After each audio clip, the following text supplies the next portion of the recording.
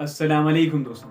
आज की इस वीडियो में बात करते हैं टाइटन आबदोस के हवाले से, जिसमें 5 अफराद सवार थे और वो अटलांटिक ओशियन में जो टाइटैनिक का मलबा है उसे देखने जा रहे थे, लेकिन बदकिस्मती से वो वापस नहीं आ सके। इस स्टोरी को हम कंप्लीट जानने की कोशिश करेंगे आज की इस वीडियो में, और आखिर में हम बात करेंगे उस खुशकिस्मत इंसान के हवाले से जो आखिरी लम्हात में टाइटन आबदोस में बैठने से इनकार किया। तो आइए दोस्तों, ये सब कुछ एक्सपोज करते हैं आज की इस वीडियो में। टाइटैनिक का मलबा देखने गए पाकिस्तानी ताजिर और उनका बेटा लापता। For 3 days now, rescue mission has been underway, and the area of the search is actually. Titanic का मलबा दिखाने गई जो टाइटन पनडुब्बी गायब हुई थी, उसमें ऑक्सीजन खत्म हो चुकी होगी। देखिए, इस वाकये को समझने के लिए टाइटैनिक जहाज के बारे में जानना बहुत ही जरूरी है। 1912 में एक बहुत बड़ा समंदरी जहाज बनाया जाता है और इस जहाज को नाम दिया जाता है टाइटैनिक का। टाइटैनिक अपने वक्त का सबसे बड़ा समंदरी जहाज था और लोगों की बड़ी ख्वाहिश थी कि वो किसी तरह से टाइटैनिक में सफ़र करें। 10 अप्रैल 1912 को बरतानिया से टाइटैनिक अपने पहले सफ़र का आगाज़ करता है और इसकी मंजिल थी अमरीकी शहर न्यूयॉर्क। सफ़र करने के 6 दिन बाद यानी 15 अप्रैल 1912 को टाइटैनिक का ये जहाज़ जो है ये एक आइसबर्ग से टकराता है, यानी एक बर्फ के तोदे से टकराता है, जिसकी वजह से इसके कई हिस्से टूट जाते हैं और इस वजह से इस जहाज के अंदर जो है पानी आना शुरू हो जाता है। इस तरह जहाज के अंदर पानी दाखिल होने की वजह से जहाज आहिस्ता आहिस्ता डूबना शुरू करता है और इसमें तकरीबन 2200 से ज़्यादा लोग सवार थे, जिनमें से 1500 जो है वो उस वक्त मर जाते हैं। तकरीबन 700 जो है वो जिंदा बच जाते हैं इस सानहे में। इस जहाज को कभी ना डूबने वाला जहाज समझा जाता था, लेकिन बदकिस्मती से ये अपने पहले ही सफर में डूब गया। टाइटैनिक जहाज डूबने के बाद इसके मलबे को तलाश करने की कोशिश की गई, लेकिन किसी को कामयाबी नहीं मिली।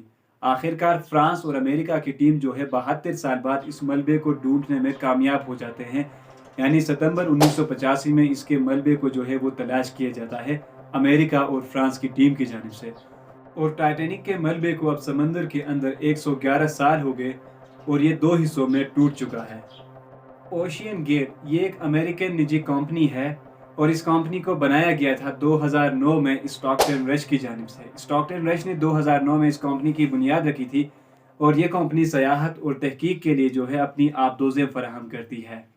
ओशियन गेट कंपनी की एक आबदोज़ जिसका नाम टाइटन है, उसमें ये 5 लोग सवार होते हैं। ये 5 लोग जो है टाइटन नामी आबदोज़ में सवार होकर टाइटैनिक जहाज के मलबे को देखने जाते हैं, जो कि 1912 में जो है डूब चुका था। जिस टाइटन नामी आबदोज़ में ये 5 लोग सफ़र कर रहे थे उसकी लंबाई तकरीबन 6.7 मीटर यानी तकरीबन 22 फीट की थी और इसमें 96 आवर्स के लिए ऑक्सीजन मौजूद था, यानी करीब 4 दिन के लिए इसमें ऑक्सीजन मौजूद था और ये 4000 मीटर समंदर के अंदर जाने की इसमें सलाहियत मौजूद थी।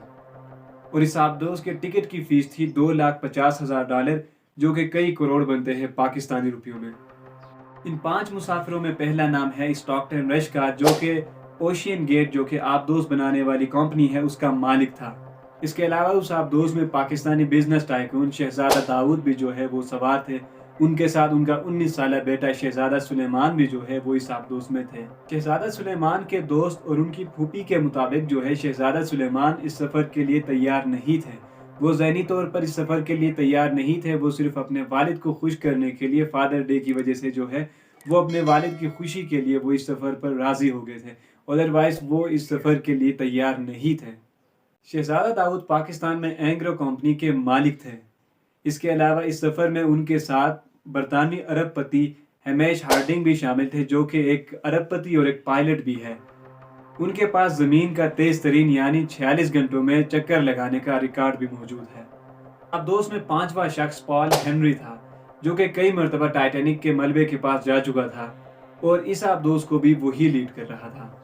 इतवार के रोज़ तकरीबन सुबह 8 बजे ये आबदोज़ समंदर के अंदर दाखिल हो जाता है।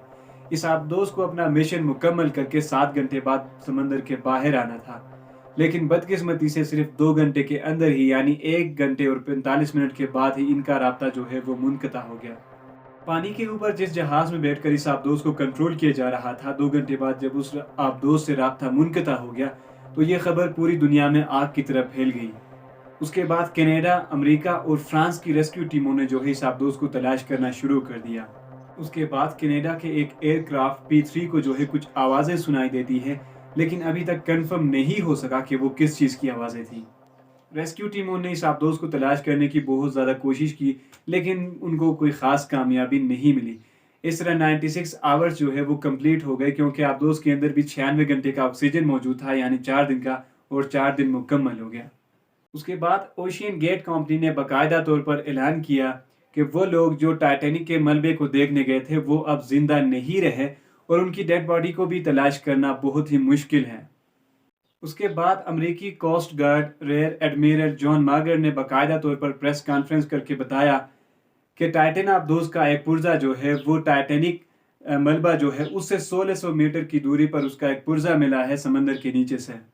A remote operated vehicle from the vessel Horizon Arctic discovered the tail cone of the Titan submersible approximately 1,600 feet from the bow of the Titanic. اور اس رئیس نے بھی ان 5 افراد کی ہلاکتوں کا اعلان کر دیا۔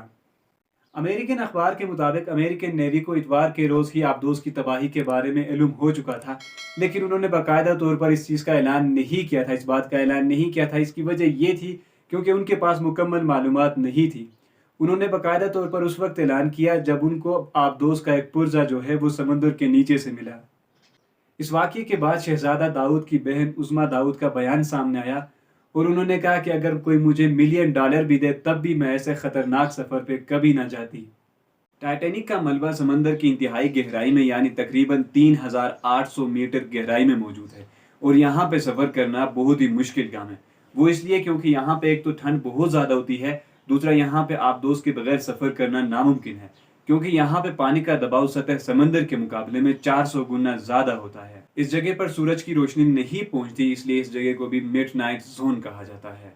2018 میں جب اس آبدوز کا معائنہ کیا گیا تو اوشین گیٹ کمپنی کے ڈائریکٹر نے جو اس پر اعتراض کیا کہ یہ آبدوز سمندر کی اتنی گہرائی میں جانے کے قابل نہیں ہے کیونکہ اس کی تہ جو ہے وہ انتہائی باریک ہے۔